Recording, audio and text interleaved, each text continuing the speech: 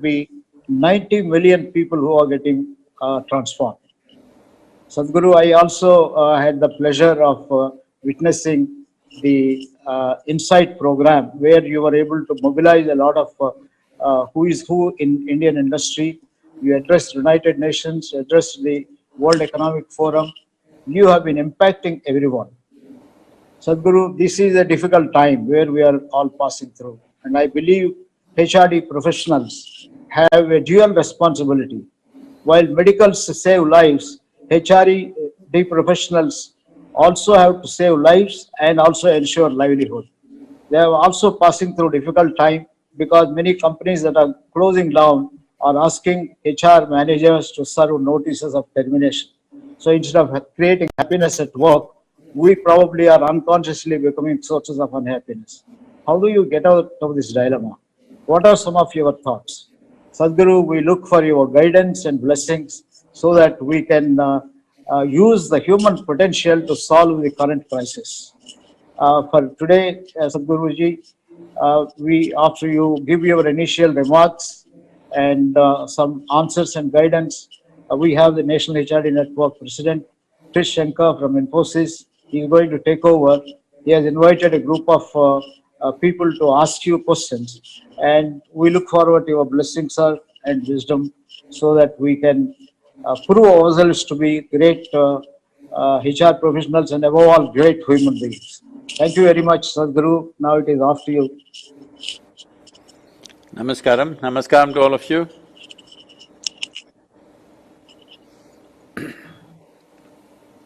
Well, you were talking about 9 million volunteers.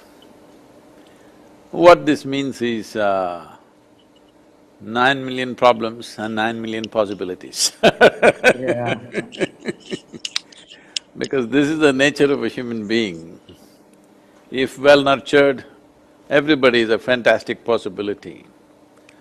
If not nurtured properly, everybody is a serious problem. Whether it's a family or an institution or organizations like all of you are participating in, it is important to understand that what we call as a human being is not an established quantity. It is just a possibility. Because unlike other creatures, we have not come fully developed. If a tiger is born, he need not sit and worry how to become a good tiger. Just get enough food, he will become a good tiger. You are born as a human being, but to become a good human being, how many things? After doing all those things, you still don't know where you are. This is the nature of human life. Because what is human is not defined. Because for every other creature, nature has drawn two lines. Within those two lines, they live and die. A human being has reached that point of evolution where there is only a bottom line, or even that is not there. He has reached a space where there are no lines. He can become godlike, he can become an absolute brute. Anything is possible any moment in a human being. This moment they are fantastic, next moment what they will become you do not know. Yesterday they were horrible, today they are so wonderful. You must have seen this happening, handling people all the time. But far more so for me because they are volunteers and you cannot fire them, you must understand. So, but the business of human beings, when I say the business of human beings, essentially the business of human beings is, in a way, we are born like a seed. We do not know whether somebody will turn into a sage or a sorcerer. How we nurture it is how it is. When I say a seed, being mango season, if you plant a mango seed, you don't have to worry whether it'll become coconut or it'll become thorns or something. You plant a mango seed, nurture it, it becomes only mango. But that's not the case with a human being. You nurture a human being, he can go this way or that way. He can become absolutely fantastic or unimaginable level of horror he can become. Because the worst things and the best things on this planet are done by human beings. We do the best things, we do the most horrible things. It is the same people like you and me. One moment when they get angry, when they get frustrated, when they get something else, they will do horrible things. When they are in a very pleasant, wonderful states, they do wonderful things. So how to get human beings to stay there as much as possible, that they are in the zone of wonderfulness, not in horror? How to get them there? This is a lot of work. And to keep them there, it needs enormous sense of involvement. When I say involvement, human beings get involved in different ways. You can get intellectually involved, physically involved, emotionally involved, energy-wise involved, or involved on the level of your consciousness, different levels of involvement. A time is coming because today human beings are immensely empowered by various technologies that are available, education for almost everybody. We're just very close where education is for everybody. Everybody is empowered, everybody can go, you can you can even go on the internet and learn how to assemble a nuclear bomb. I'm saying information is available to that extent. When this is the case, it becomes very significant how we nurture human beings, because the instruments of well-being and the instruments of destruction both are available in enormous quantities for every human being. In ancient India, for example, before education was given to a child, from 0 to 12 years of age, it was called Balavastha, where nothing was taught. A child should just grow. Physically, mentally, his body and his brains must grow. So he should eat well, he should play, he should sleep well, that's it. Because it's important, a human being becomes full-fledged in body and mind. So once body and brains have grown to reasonable size, then education starts. Before starting education, there was one process where every human being who had to go through educational process had to take the step of universal identity. So there was a process at the age of 12 where you have to identify with the whole universe, because it is limited identity within a human being which makes him do terrible things. If you just look at life around us, whether it's individual level of crime or it is organized levels of crime. When I say organized, I am not talking about Dawood Ibrahims of the world. When I say organized crime, I'm talking about religions, I'm talking about nations, I'm talking about large communities. What kind of horrific crimes we have done upon each other is simply because we have a limited identity of being something. So, because every human being is today empowered with the tools of education and technology, it is extremely important that in our organizations, wherever we are, we bring a larger sense of identity.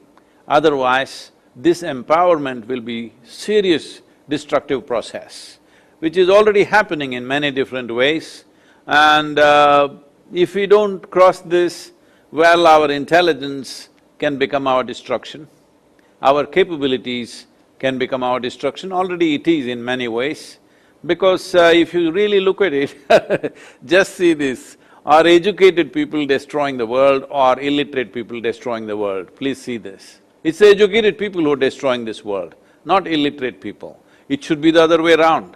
Those who are endowed with knowledge must be building this world, those who are ignorant must destroy the world. But unfortunately, it is reverse, because those who are educated have limited sense of identity. Because of that, destruction will happen.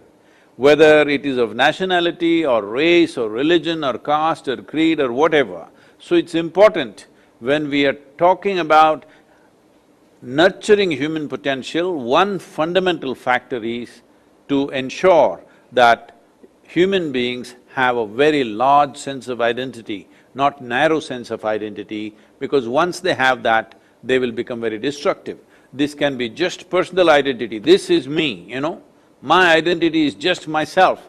Unfortunately, this is being built around the world, I believe in myself, this is me, I like this, I like that, I love this, I love that. Just about everything. When people say, I love this kind of food, I love that kind… See, you liking and enjoying things is different, but you getting identified with this is a problem. Because for small things, football teams, which football team I support, not nation or religion, football teams fight themselves to death simply because they're not identified with football, they're identified with a particular team.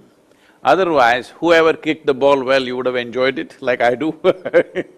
It doesn't matter which team, whoever kicks the ball really well, you will enjoy it. That's what needs to happen with life. It doesn't matter where you are, how you are, if your identity is not a very limited process, then that is the most fundamental ambience that is necessary to nurture human potential. If we don't do this, powerful human beings will become most problematic human beings. People who have enormous sense of energy, competence, intelligence, they will become the biggest problem in the world because of limited identity. It is better they are without much power, much competence. It is right now, it's human competence which is destroying the planet, isn't it? If we had half the brain that we have right now, we would be very eco-friendly. How's that? Isn't it most unfortunate that only if we were incompetent we would be nice? Competence has turned against us, competence should work for us, our intelligence should work for us. Intelligence and education must be a solution, but unfortunately it's becoming a problem. So because all of you are handling large masses of people, it is very important that one fundamental thing that should happen is that the moment people get into some position, see, wherever you get them, either they have a power over some machine or they have power over 10 people or 100 people or whatever number of people. When they have this power over something, it's important their identity is not limited. It must be a universal identity, this is most important. Unfortunately, this is missing in modern education system. This is why human beings are becoming such a big problem. Thank you. Thank you, Sadhguru. I think that was a very comprehensive kind of an overview of things. I think you're very right. I think we need to get people in that zone of wonderfulness that you mentioned and nurture them. And I think the key point that you made is really to create a larger sense of identity in each human being so that they can really do a larger good. So thank you very much for that. It's really a great pleasure to be spending this afternoon with you. We have a group of people who are very keen to ask some questions. The first person who will be asking you a question is Mr. Manoj Kohli. Manoj is the country head of SoftBank. He's got an illustrious business career, has been the CEO of Bharti Airtel, CEO of Bharti Airtel in Africa and India, all across, and one of the well-respected business figures. So Manoj, over to you for your question, please. Thank you, Shankar, and namaskar, Sadhguru. Sadhguru, what you said was so profound that it is our problem of giving a limited identity versus a universal identity to our children, to our students, is most important. The question I'm going to ask you is that this is an unprecedented crisis and a challenge to human race in the last 100 years, where there is a huge dilemma of health versus economy. And many corporations are going through trouble, many corporations are shedding people. So how will a manager or a leader keep his calm and composure? And how will he or she motivate and inspire the team members during this period? Now, this period could be, there's a lot of uncertainty. This period could be 3 months, 6 months, 1 year maybe, till the vaccine is found. So just share with us your advice. How will the manager do all this? Thank you.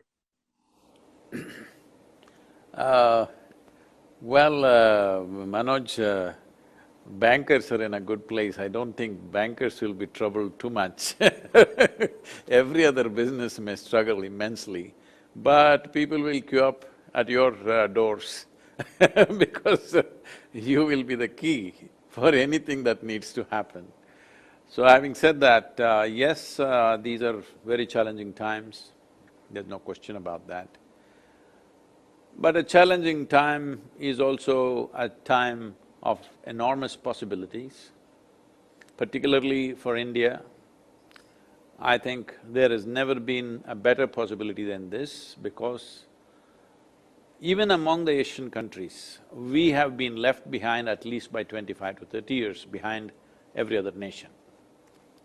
If at all there ever was a chance to level that situation, this is the best time. Well, a possibility is there, but will we have the agility, the commitment and the courage to make this possibility into reality? That is always a question mark. That is dependent on all of us. There's no one person for this. All of us matter in this, that we must make this possibility into a reality for this nation because as all of you are living in cities, but I'm sure you are exposed to some rural life. Well, the life in India for most people, I would say nearly 50 to 60% of the people, is very, basic is not the word, it's below basic. People may put them above poverty line, but if you look at the quality of life that they live and how human possibility is stymied by the situations in which they exist is a very distressing situation. Well, these people for almost probably 8 to 10 generations, people have been kept in abject poverty. In the last 20 years, we say we have pulled about 240 million people out of poverty. But in the next 6 months, it is possible that we may push them right back below the poverty line once again. It is very much a possibility that it's at our doors right now. So, how to handle such a massive thing, but your question is more specific to managers, how to keep people, whom to fire, whom to keep, what to do, because everything will be curtailed. In many ways, for various businesses may close down, many will be downsized, all this is there.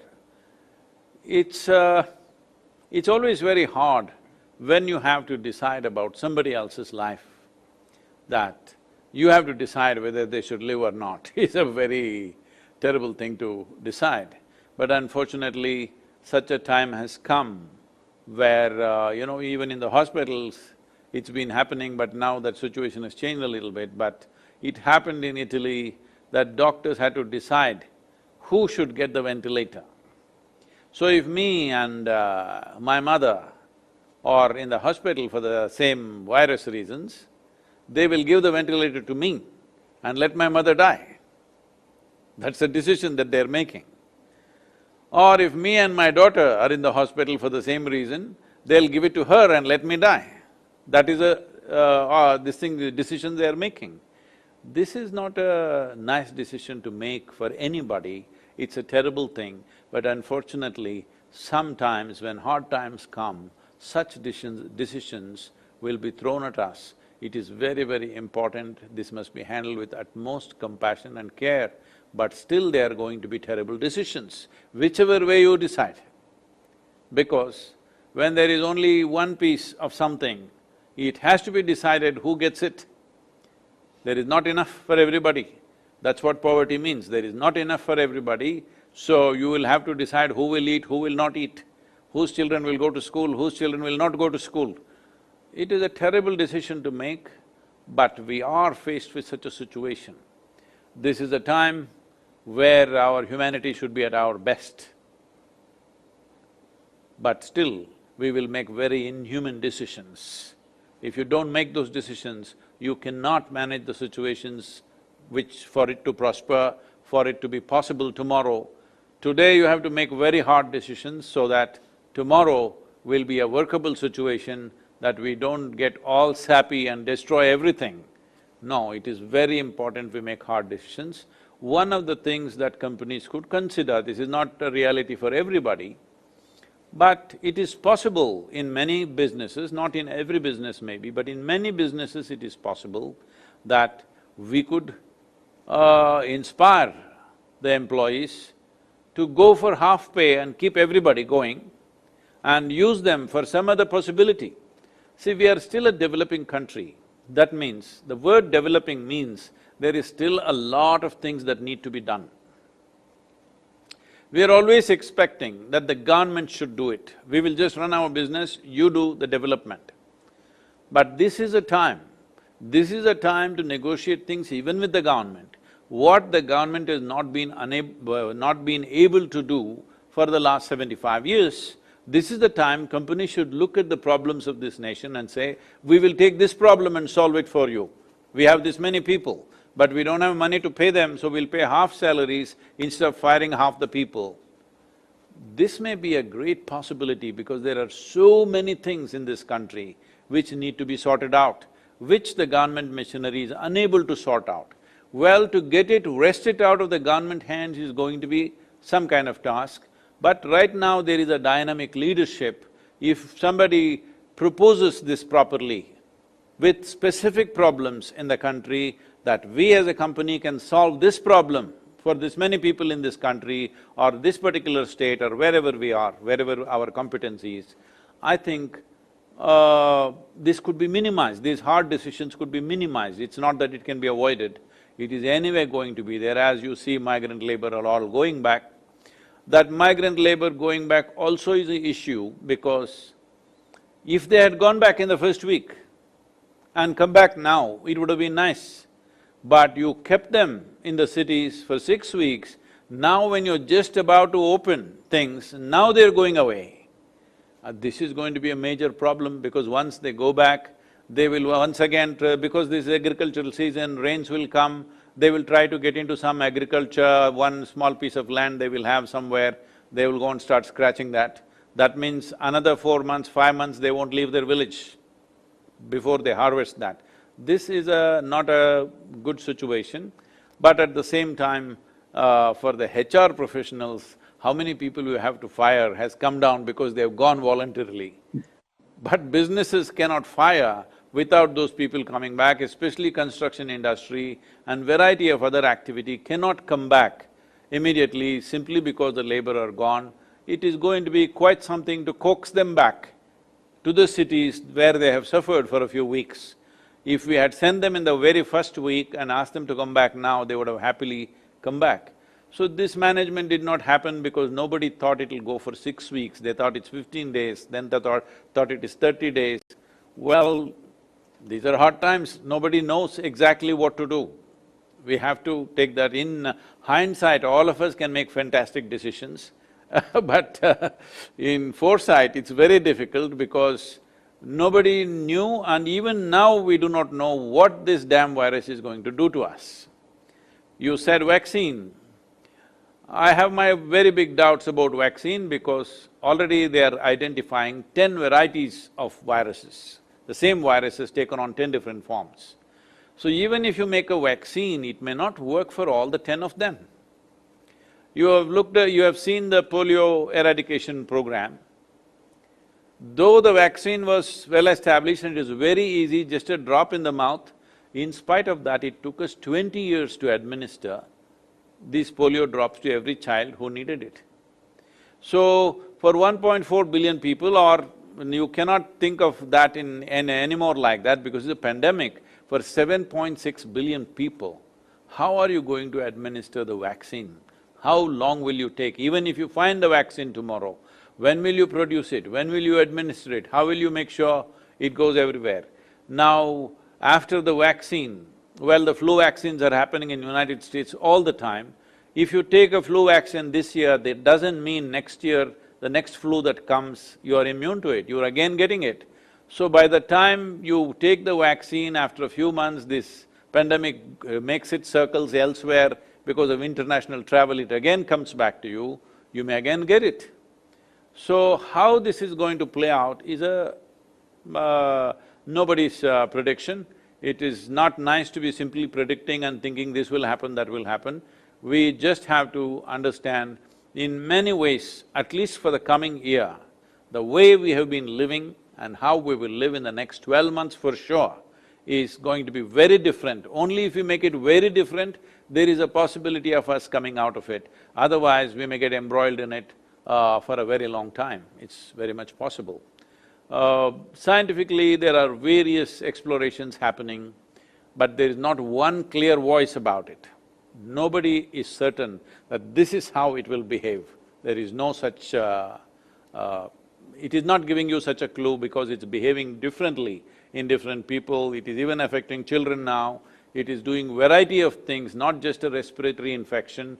It is doing variety of things, damaging livers, damaging even neurological systems, damaging brain damage is happening. Now digestive system is seriously being affected in many children. So, looking at the complexity of what is happening, a vaccine may not be an absolute solution. It may prevent for some people, but it may not be a total solution for the world's population. So we are facing an unprecedented problem for this generation. This is a serious issue. We have to survive this, we have to prosper out of this, which is going to be… the best in us have to come out right now. Our our compassion when it comes to handling other people, our competence, our ingenuity, our intelligence, everything has to function at its best if we have to ride this time well. Great. Thank you, Sadhguru. I think that was well put. I think these are tough times. We've got to take some tough decisions, unfortunately. But as you said, with our compassion, try and minimize the difficulties for people. But yes, if you, as you said, ingenuity, compassion, everything, competence at the maximum, we'll be able to really get through this difficult phase. So thank you very much for that. We now go to our next question. Thank you. The next question is from Anuradha Razdan. Anuradha Razdan is the CHRO or HR Director of Unilever in South Asia, India, Bangladesh, Pakistan and Sri Lanka, which is called HUL in India. So Anuradha, over to you. Thanks. Namaskar, Sadhguru. It's a pleasure listening to you today. My question is that, for generations, we have nurtured managers and leaders who are very task-focused, who are always, trained to go for productivity. But do you think that this will herald a new era of leaders who lead through compassion and empathy? And how do you think that we can start building those qualities right from the start of people's education and careers? Any thoughts? Thank you. About being task-oriented, essentially means we are trying to handle human beings like a limited quantity, like a machine. What it is capable of, let's get the best out of it.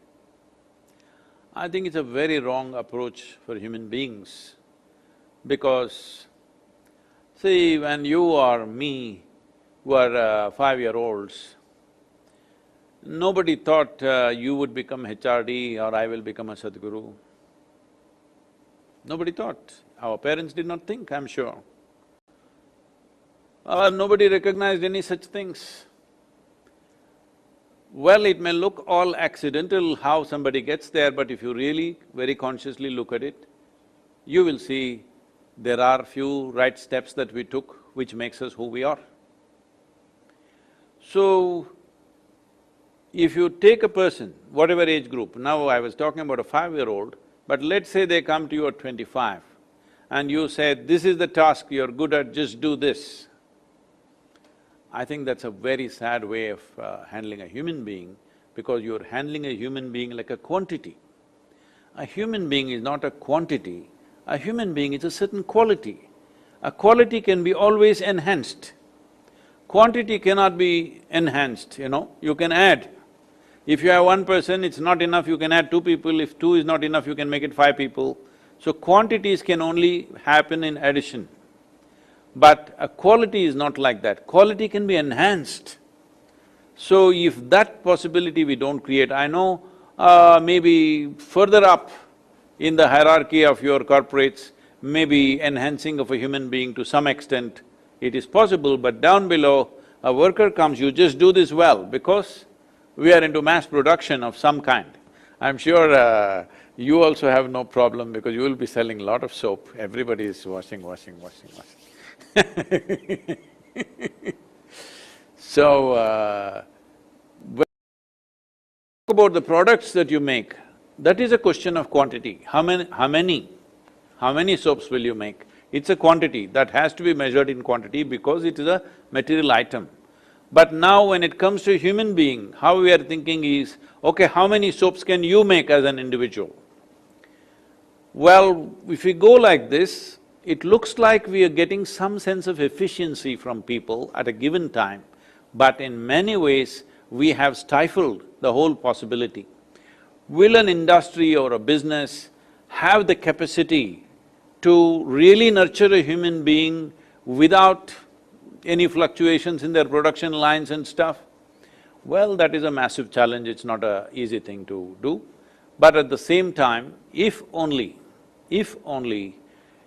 our interest is in the well-being of the human being and we keep on enhancing the human being, you don't have to worry about how many soaps, they will make as many that can be made. But that has not been the focus of mass production in the world. The focus of mass production in the world is about making a machine out of a human being. Now today, because of information technology and artificial intelligence coming about, we are seeing how to make a human being out of a machine. When we are seeing how to make a human being out of a machine, is it not important that we clearly see how to make a human being as full-fledged as possible? But that focus has not been there, that cannot be just done by one single company or one HR person, that needs to become the culture of a nation or culture of the world. I feel it is coming because once this mass production of education is gone, which I think its time has come, its nemesis is coming. Even as a child, I went to school only when it was absolutely necessary because I thought it was totally unnecessary process. But after my dreams that I had when I was 7, 8, that all this school should just vanish one day, I think is happening now thanks to the virus and to the artificial intelligence. Both together may destroy the schools, it's every child's dream, believe me. So once this mass production of education process is taken away, I think many changes will happen in the way you have to run your businesses, the way everything has to be done will change quite dramatically, because wherever the simple machine-like efficiency is needed, we'll just have machines. A human being is not about just efficiency. A human being is about ingenuity, human being is about creativity, human being is a possibility that he can do something that's never been done till now. That is a human being. A machine will just repeat what's been done continuously with the same level of efficiency and the same product. Well, this may look a little philosophical right now, but I feel in the next 5–10 years' time, this will become a very practical reality. Thank you, Sadhguru. I think you're saying that yes, we've got to make human beings full-fledged. I think part of the blame is in our mass production of our education, where we've kind of created clones. I think that's something that I think we all have to work together and change, so that right from the beginning we create this full-fledged human being and who can really reach their potential with all the possibilities. Thank you. I think we'll just move on to the next question. And for that, we have Mr. Prem Singh. Prem Singh is President Group HR of the JK Group, and with a very illustrious career. So, Prem Singh, over to you for your next question.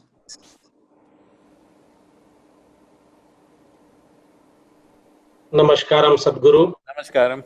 Namaskaram. It is such a pleasure interacting with you, Sadhguru. Thank you for your time.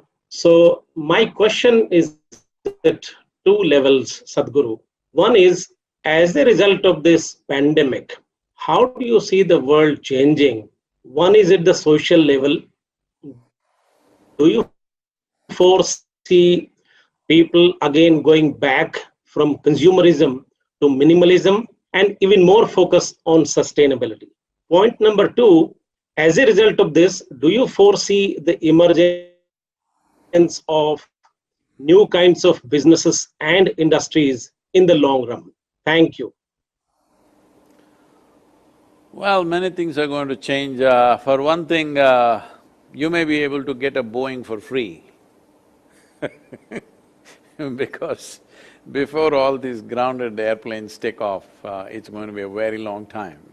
It doesn't look like it's going to happen too soon. And in many ways, as right now we are interacting, probably 6 months ago, if you wanted a conference like this, you would insist that I must come there and you would all be there in one of the cities, whatever.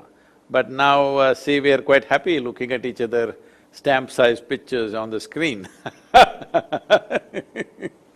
Well, a lot of human contact is lost, but now human contact is dangerous. So, we're keeping good distance. So many things will change for sure. One important thing is how mobile human beings are going to be is going to be severely restricted, I believe, at least for 2 years to come. The lockdowns may go away in many countries or in almost every country within the next 1.5 to 2 months' time for sure, because nobody can stay locked down beyond that, maximum 2 months. Not because the virus has been tamed, simply because we can't afford to simply be on a lockdown forever. We are opening it up. Even now, we are supposed to open up on 17th, but maybe many of you are in Mumbai. Where will Mumbai open up on 17th? If you open up Mumbai on 17th, it'll be a disaster. It'll be a serious disaster. So, similar things can happen elsewhere once you open up. So, these whole numbers that media is putting out there are only 5 cases, new cases in this city, there are only 10, all these things can completely change. At times like this, statistics should be used like how a drunk uses a lamppost, only for support, not for illumination. It doesn't tell you anything, it just gives you little support to make a few decisions, that's it. So, how many things are going to change, what is going to change, it's nobody's guess, but definitely things that will change are anywhere where people have to be close together is going to change. That means, well, our yoga programs are going to change immensely. We are gathering 8,000, 10,000 people in every program, that's going to change for sure. And God will be free for some time because nobody is gathering in the churches, mosques and temples. So he is also having a nice holiday. And cinema theaters, that means whole entertainment industry is going to be seriously affected because mass gathering won't happen. So maybe they will allow only 1/3 of the population, 1/3 of the seats will be occupied, that means the box office is gone. So like this, all these industries will go, airline, travel, many things. People may travel by road, you can't contain them, but airline travel, because it's a contained space where recirculated air is going on, I think there is going to be immense amount of fear, and once airlines don't happen, a whole lot of things will not happen because these are the traveling and spending people in the world. People who fly in the world are the people who are traveling and they are the spending people. So when the spending people don't travel, I think only SoftBank and Amazon will be making a lot of money. Everybody else will have their troubles.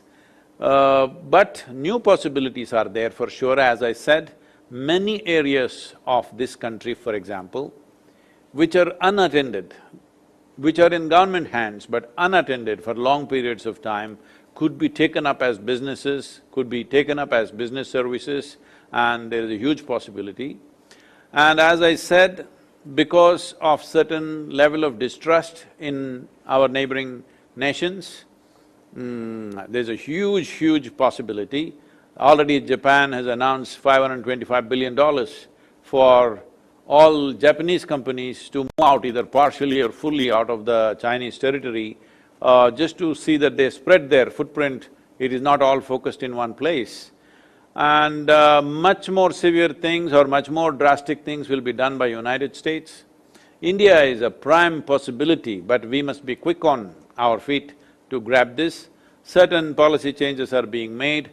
In my opinion, we must… these 28 states are there because this needs to be spread out. Every state must get a minimum, there are over 300 companies like this which could be amounting to about $1.5 trillion of investment. If that kind of investment comes into the country in the next 1.5 to 2 years' time, then you don't have to worry about people's employment and stuff that will happen. But this time of this 6 to 9 months or 1 year, this gap where those things may not happen is a serious challenge for human beings in different levels of employment. But this could be done if… I think we should even declare an economic emergency and make this thing… anybody who comes with an investment of more than $1 billion must be given land, water, electricity, every permission that is needed, environmental clearances, whatever, and also immunity from litigation. This is very important. In the world, people are terrified of Indian courts. I'm sure you are also because see, if I drive the car very fast, you will be terrified. But here we are terrified because of the slowness of the speed. The legal system, with what pace it goes, it is terrifying because once you enter there with a civil case, probably 20 years of your life is gone. So people are terrified of litigation. At least for 5 years you must give them a litigation-free existence in this country, otherwise people will not bring their money into this country. If small… see, when you're doing large operations, some small problems will come up, some litigations will be there. If those things cannot be quickly settled, no business can progress or prosper in this country. So litigation-free and no kind of labor strikes, this, that's not a big issue now, it used to be at one time. But it must be litigation-free for at least 5 years. Whatever other tax sops and this and that you're willing to give, anybody who brings a minimum $1 billion investment, we must make those policy changes at least for the next 3 to 5 years if we want to come out of this quickly and take advantage of a certain geopolitical change that's happening. Because otherwise, catching up with other nations, which as I said already, 25–30 years behind we are, catching up is not going to be possible in usual way of doing things. Whether this virus turns out to be a disaster or a great possibility simply depends upon how agile and innovative we are to grab this opportunity. Right. Thank you, Sadhguru. I think that's very clear. This is a big change and also a huge amount of opportunity for us as a country to really, capitalize on. So thank you for that. We'll move on to the next question, and we have Seema Bangia, who's keen to ask that question. Seema Bangia is the head of HR for Mahindra Defense, part of the Mahindra and Mahindra Group. So over to you, Seema, for your question. Thank you, Krish. Namaskaram. Namaskaram, Sadhguru. I have a question now. As employers or as seniors, how do we help our teams to face and confront this COVID-related fear and apprehensions? Let me not go into the medical precautions that you need to take. I think now everybody is aware of this. But the big problem is people… anxiety and fear of what will happen, how to deal with that. See, we need to understand this. Whenever there is a challenging situation in front of us, that is a time when our bodies, our minds, our emotion, our energies must function at its best. But for most human beings, I would say at least for 80% of the human beings, when they face challenging situations, that is when their mind gives up, their body gives up, their energies fail and their emotions spill all over the place. What this means is, in a way, there is an external enemy that you need to deal with. A situation has turned against you, but now you choose to turn against yourself. This doesn't make any sense, but most human beings are doing this to themselves. This is what they call a stressful situation, anxiety, this, that. These are all many names. Essentially, the problem is just this: your intelligence has turned against you. Once your intelligence has turned against you, no power in the universe can save you, because it can destroy you from within. So it's very important that every human being at least does a few simple things with oneself to see that, especially when difficult situations come, your emotion, your thought, your body, your chemistry is 100% with you, does not turn against you. Because any kind of anxiety or fear is debilitating, it does not enhance your life, it destroys your life. Who you are, what you are capable of will get super minimized simply because you're in a state of anxiety or fear. So this is a time when you should be enhanced, but you get minimized. So how do I do this? See, there are only two problems for a human being, or two levels of suffering for a human being. That is physical suffering and mental suffering. Physical suffering, unfortunately, has come to, the labor level of people, they've lost their thing, the starvation, all these problems are there. Our teams are also working in this region. I never imagined in rural India there would be so many people, but it is absolutely shocking to see thousands of people queue up for the food that we are supplying, because there are that many migrant labor merged with even rural India, not just in the cities, and they have no means, there's no work. 6 weeks, there is no way for them to survive, they don't have that kind of, bandwidth to survive. So that is happening, physical suffering that is. But what you're talking about is mental suffering. Mental suffering is totally self-inflicted. Mental suffering essentially means, say if I ask you a simple question, would you like your intellect to be sharp or blunt? What would be the answer? Sharp, of course, isn't it? Everybody would say, I want my intellect to be sharp. So essentially we need to understand, intellect is like a knife. The sharper it is, the better it is. So it is a cutting instrument. Now, if you dissected something else, it looked like a revelation. But when you try to dissect yourself, it is going to be extremely painful. So we don't give a knife to a child's hand, not because a knife is dangerous, simply because a child's hand is unpredictable and unsteady. So right now, this is all the problem. You have been given a mind which doesn't have a stable enough foundation right now. Because you know Charles Darwin, you heard of this man, an Englishman? Charles Darwin, you know? So he said something like this, a goat could have become a giraffe over so many million years, a pig could have become an elephant over many more million years, but an ape or a monkey became a human being rather too quickly. So quickly that anthropologists have been searching for a missing link which they have not found yet. So in terms of our relationship with the monkey, for example, in terms of DNA difference, between you and a chimpanzee, the DNA difference is only 1.23%. 1.23% is not a very big difference, isn't it? Physiologically, that's how close we are to a monkey.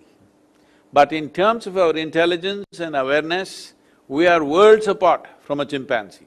So right now our problem is just this, we have an intelligence for which we have not been given a stable enough platform on which it can function. So unstable platform and intelligence is hurting us so much. Human beings don't need any outside help, they are on self-help. Simply, they will suffer. Nothing need to happen. If something happens, they will suffer. If nothing happens, they will suffer. If somebody is there, they will suffer them. Right now everybody is complaining at homes, how to be with family.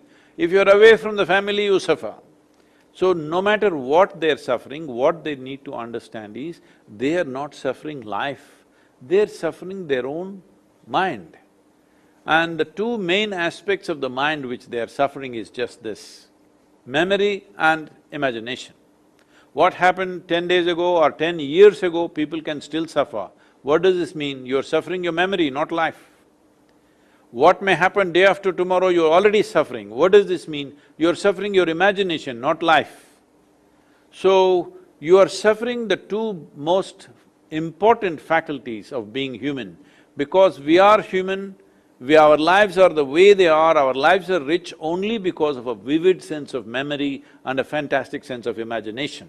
But these are the two faculties that most human beings are suffering simply because there is no stable basis. So this is what yogic process is all about, that first and fundamental thing is to create a stable base. When Patanjali was asked, what is yoga, he said, Sukham Stiram, what is asana or what is the posture for the body? He said, Sukham Stiram Asanam. What this means is a body should be stable and in comfort always. Once the platform is not comfortable, the intelligence is going to turn against us, that's all that's happened. Nobody else is coming and bothering us, just now virus has come. Otherwise, all these days we were torturing ourselves, we didn't need any external help at all. So this is this is a tragedy of we suffering our own intelligence simply because we don't have a stable enough base. If we had half the brain that we have, all of us would be peaceful, isn't it? If we didn't have this much brain, if we had the brain of an earthworm, sitting peacefully would be very fine for everybody. Right now, sitting here peacefully or just being happy or joyful has become such a huge challenge for people, which every human is capable of when they're 5, 6 years of age. Now, because they're 35 or 40, they've lost even that capability. At the age of 5, if you're so happy, by the time you're 30, you should have been ecstatic. But just the reverse has happened simply because we have not created a stable base for the intelligence that we have. This is something we must do. So simple processes are there. As a part of this, for all the COVID warriors, we have offered inner engineering online free of cost, and for everybody we have reduced the price to half price. Apart from that, there are many free offerings like Isha Kriya, and also because if you're in contact with people once you get back to work, it is important you enhance your immune system so that you don't become a victim of this whole thing that is happening. So there is a simple process called Simha Kriya. Doctors who are in front line have been practicing this and they have all come out with immense benefits, saying clearly that this is a big difference for my immune system. These are just 12-minute practices, anybody can do, it's available on our app. Please, people who are working for you or yourself, please make use of this, because it is at times like this you must stand up for yourself. Once you turn against yourself, then who's there? Thank you, Sadhguru. That's very good. I think it's a lot that we have to do ourselves to really, ensure that we are stable, and really all these… Gods are on a vacation, so you have to stand up for yourself. All temples, churches, everything closed. Okay, I don't know if we have maybe time for one last question before we think. This question is by Nikita, Nikita Doshi. She works for Publicis Sapient in the leadership development team. So over to you, Nikita. She's part of some of the young leaders we have in NHRD. So over to her for a quick question. Pranam, Sadhguruji. It's an honor to interact with you and just to listen to you. You're an inspiration for happiness. You're for so many people around the globe. My question today is on happiness, Sadhguruji, and its connection with expectation. So it is said that happiness is reality divided by expectations. So if we keep our expectations low, happiness will increase. So my question is it wrong to have expectations? Often we are told to lower our expectations. So is it wrong to have expectations, and how does one do that? How does one lower expectations from self and also from others, people in our family, at work, friends? Thank you. This lowering of expectations, this works as you get older and older, you lower your expectations. When you're dead, you will be absolutely free from expectations. If there is no expectation, how do you strive for something? How do you work for something? These philosophies are fatalistic philosophies. It is not about lowering your expectation, it is just that your expectations must have reality as the basis. Your expectation should not be fanciful about yourself. Your expectations is as reality is in that, how to get the best. Have you ever plucked a mango from a tree?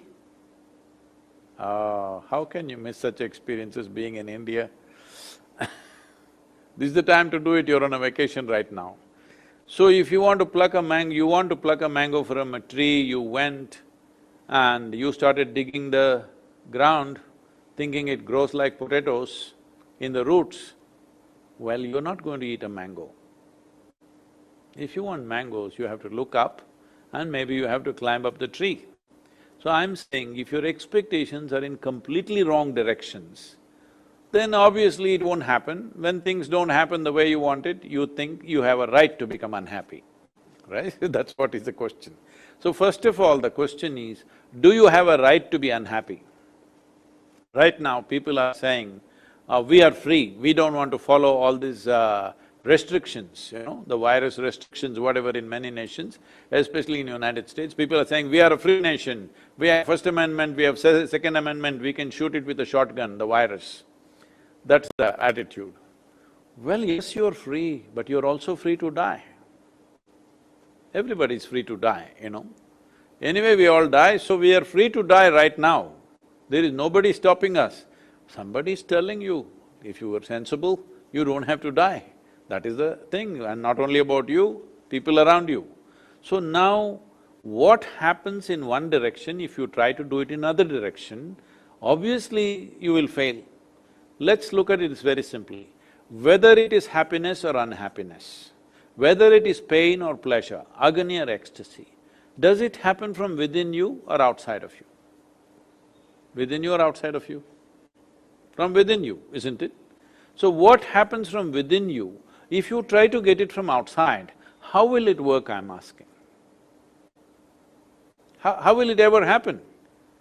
Obviously it won't happen. So obviously you will be frustrated, obviously you will be thinking something is wrong. You are digging the ground for mangoes. You are not going to hit mangoes. Once in a way, a mango may fall down from the tree and you will only pick those rotten mangoes. You will not eat the best of mangoes in your life. The sweetness of life will not come to you unless you understand human experience is essentially generated within us, no matter what it is. Pain, pleasure, joy, misery, everything, it comes from within us. So if you want to be happy, expectations are about work, expectations about activity, expectations are about what we want to create in the world. Expectations are not related to your happiness. The once you link them, well, you being happy is going to be very remote, then you will get into these grandmother philosophies, reduce your expectations so that at least you will be reasonably happy. This is a killer, okay? This kind of philosophy is a killer.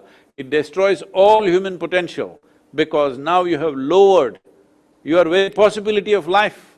What you're calling as expectation is essentially some kind of a plan for life, isn't it? If you make a small plan and say, yes, I won, what is the point of that? What is the point of that? What is the point of making a ridiculously small plan and say, I'm a success?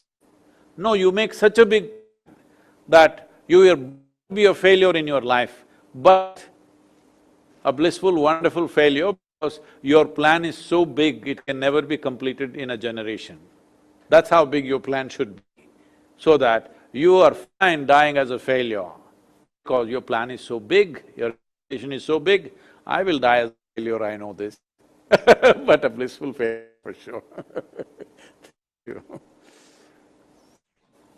I think that was a wonderful kind of an end to the session, because I think you've really captured it. I think we've got to aim high, make a plan which is really worth living for, and make it count. So thank you so much. I think it's been wonderful, Sadhguru. Thank you very much. I think you've In taken… whichever way we can be of use to yourself or to all the people whom you manage, we are available to you. Please make use of us. That's why we are here, because our entire work is about the human being. Please make use of this.